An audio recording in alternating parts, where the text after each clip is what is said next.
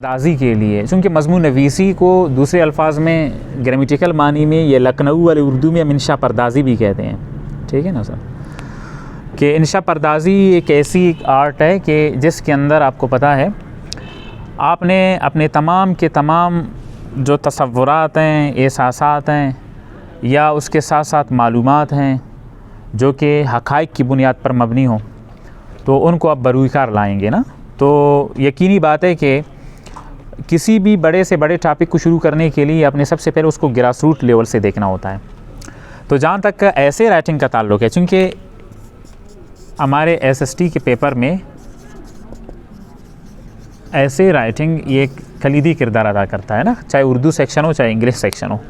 तो चूँकि ऐसे का जो बुनियादी अगर डेफिनेशन देखा जाए तो ये डेफिनेशन भी कुछ इस तरह है कि अ ग्रुप ऑफ को रिलेटेड पैराग्राफ्स, ठीक है ना, having their own themes, having their own topic sentences, having their own concluding and supporting sentences, और वो जब आपस में मिल जाते हैं और वो ये कि ही मौजू के ऊपर डेफिनेटली रिलेट करते हैं, तो तब जाकर फिर हम ये ज़ाहिर है आसानी से समझ सकेंगे या इस बात को आसानी से हम और आप लोग आर्गू कर सकेंगे कि पैराग्राफ राइटिंग बहुत ही कलीदी किरदार अदा करता है, ख़ासकर ऐसे राइटिंग को कंप्लीट करने के लिए।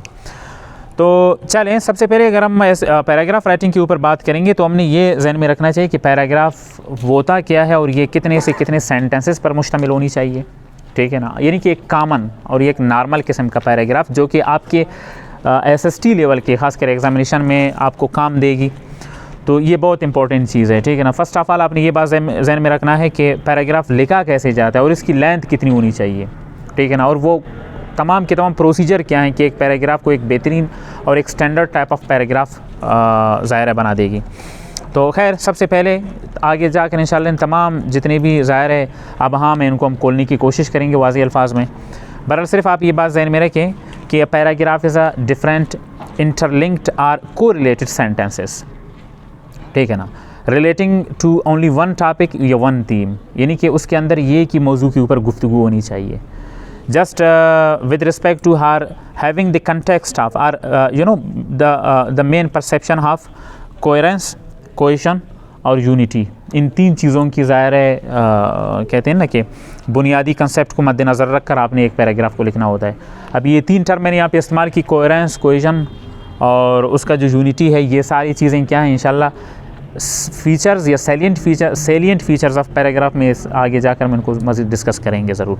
बट यहाँ पे बग़ैर किसी चून उचर और बग़ैर किसी मुबालगा आराई के मैं मेन चीज़ की तरफ आ जाता हूँ। यहाँ पे सबसे पहले आपने ये बात ज़हन में रखना होता है, ये एक बहुत आपको पता है टेक्निकल एक फैक्टर है ख़ासकर हमारे कंपोजिशन में। तो इस फैक्टर को समझने के लिए फ़र्स्ट ऑफ़ ऑल आपने एक एक इसके जो मुख्तलिफ़ हिस्से हैं या पोर्शंस हैं उनको समझना होता है। Okay, the first thing specially with respect to paragraph writing that is topic sentence, यानी कि इसके पोर्शन की अगर हम बात करते हैं या पार्ट्स की बात करते हैं, टॉपिक सेंटेंस बहुत ज़्यादा अहम है।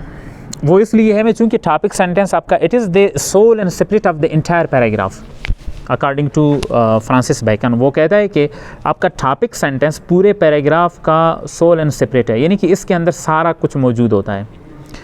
और बुनियादी तौर पर टॉपिक सेंटेंस है क्या, ये यूजुअली यानी कि यूजुअली एक ऐसा एडवर्ब ऑफ फ्रीक्वेंसी, एक ऐसा लफ्ज़ है अगर जहाँ के हमने कहा अमूमन, तो इसका मकसद ये है कि 100% नहीं बल्कि 80 से 90%, 80 से 90% टॉपिक सेंटेंस को हम it is used at the beginning of sentence. इसको हमेशा ही या बिगिनिंग ऑफ पैराग्राफ, इसको हम पैराग्राफ के बिगिनिंग में यूजुअली हम बिगिनिंग में लगाते हैं। और ऐसा भी हो सकता है कि जो अच्छे अच्छे राइटर्स हैं जिनको अपने सेंटेंसेस की लॉजिकल सीक्वेंस का पता होता है कि if I put it at the end of sentence और if I locate it in the middle of sentence, so will there be any difference और will it make any difference in the meaningfulness of paragraph, not at all. यानी कि कुछ ऐसे writers भी हैं जो कि इसको एंड में भी लगाते हैं, ये फिर उनकी मास्टरी है। मास्टरी से मुराद यानी कि उनकी महारत है, उनकी स्किलफुलनेस है कि उसको कैसे लोकेट करते हैं आखिर में। चूँकि अभी हम ऐसी चीज़ों को गहराई में ज़्यादा उछालने की कोशिश नहीं करेंगे यहाँ पे, चूँकि हमारा मेन मकसद कहते हैं ना खैरुल कलाम मा कल्ला व दल्ला, मेन मकसद ये होता है कि बात मुख्तसर होनी चाहिए और टू द पॉइंट होनी चाहिए। यानी मैं सिर्फ आपको इसकी लोकेशन की बात कर रहा था कि बाज़ औक़ात टॉपिक सेंटेंस के हवाले से ये भी कहा जाता है कि भाई हाय इसको हम जुमले के स्टार्टिंग से हट कर भी दरमियान और आखिर में भी इसको पुट कर सकते हैं, ऑफ कोर्स हम कर सकते हैं, बट ये है कि इसकी ज़रूरत दरमियान और आखिर में बहुत कम होती है। यूजुअली इस तरह के जो एग्ज़ाम्स हैं वहाँ पे फिर हम इसको जुमले या पैराग्राफ के शुरू में पुट करते हैं या लोकेट करते हैं। अच्छा, टॉपिक सेंटेंस के हमारे पास मज़ीद 2 पोर्शन हैं, इसके 2 मज़ीद पार्ट हैं। पहला हमारे पास है वो टॉपिक, सिर्फ टॉपिक, यानी कि जिस मौजू के ऊपर आप लिख रहे हैं उसको आप ज़्यादा, यानी कि हमेशा अक्सर बेशतर ये देखा जाता है कि प्रीसी राइटिंग में आपने शायद ये देखा होगा, बाज़ औक़ात आप अगर किसी चीज़ को कंस्ट्रक्ट करते हैं या कंसाइज करते हैं या उसको प्रिसाइज़ करते हैं तो आखिर में फिर ये पूछा जाता है कि भाई इसको एक टाइटल दे दें। तो टाइटल आप first of all you must try to search out और find out the topic sentence of your given passage, यानी कि ये अमूमन मतलब शुरू में हो जाता है ना, यानी कि उसकी हमेशा जो मौजू है वो जो प्रीसी है उसकी टाइटल को हमेशा, चूँकि टॉपिक सेंटेंस ही के अंदर मेन थीम मौजूद होती है। तो यानी कि आप क्या करते हैं, सबसे पहले टॉपिक सेंटेंस 2 हिस्सों पर मुश्तमिल होती है। पहला हमारे पास टॉपिक है और दूसरा हमारे पास है कंट्रोलिंग आइडिया।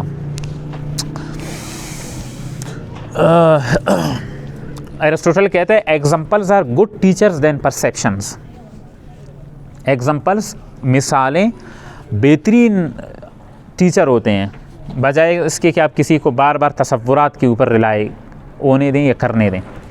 तो अभी टॉपिक है क्या, कंट्रोलिंग आइडिया है क्या, आज मैं इनके अंदर नहीं जाना चाहता, क्योंकि हमने जब पूरे सिस्टम को जब डिस्क्राइब करने की कोशिश की पूरे वो सिलेबस को, तो उसमें यकीनी बात है आप लोग उकताहट का भी शिकार हुए होंगे। तो लिहाजा मैं सिर्फ यहीं तक इसको आज सिर्फ आप इनकी पहचान कर लें कि हमारे पास पैराग्राफ के बुनियादी तौर पर 3 एलिमेंट्स हैं, ये 3 इसके पार्ट्स हैं।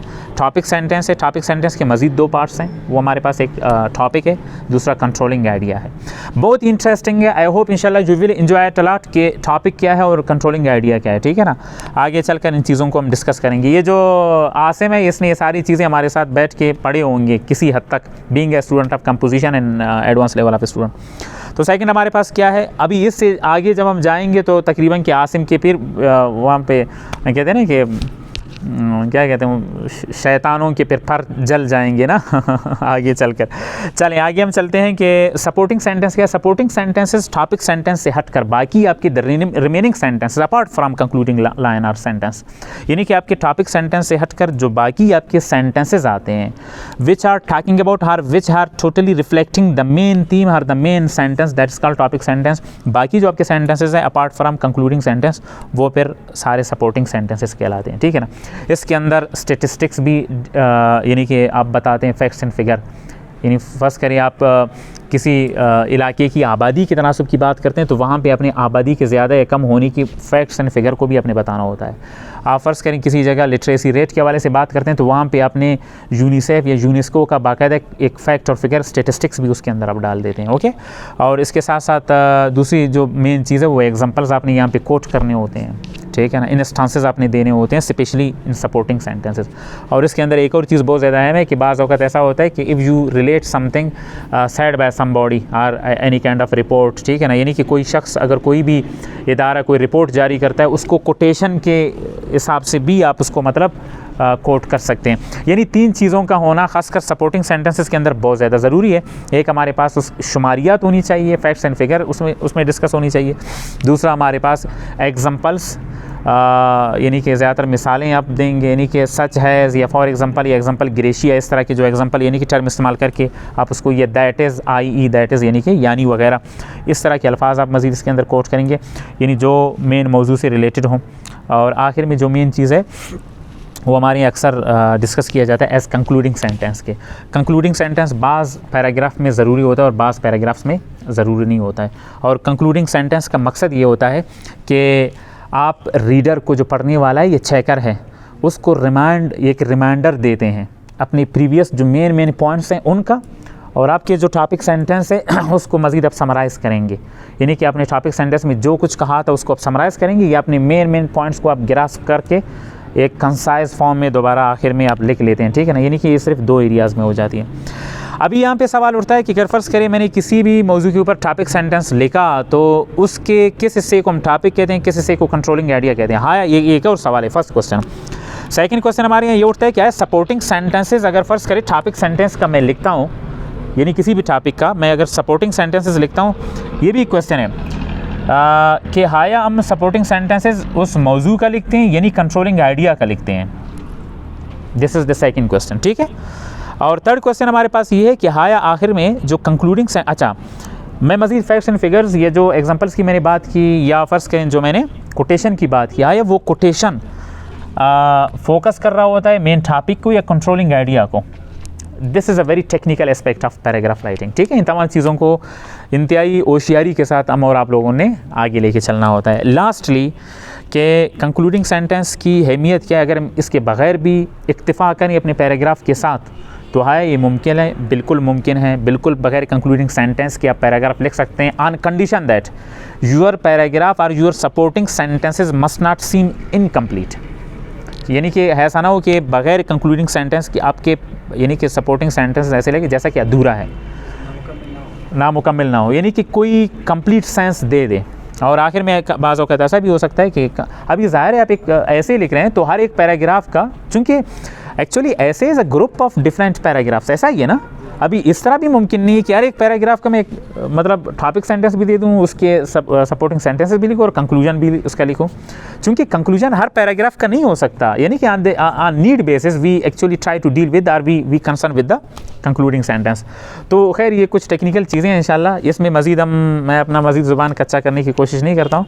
सर अमीर अब्बास साहब भी बैठे हैं, तो यहाँ तक तकरीबन कि मरोची मरा उती मेन अर्ची के टॉपिक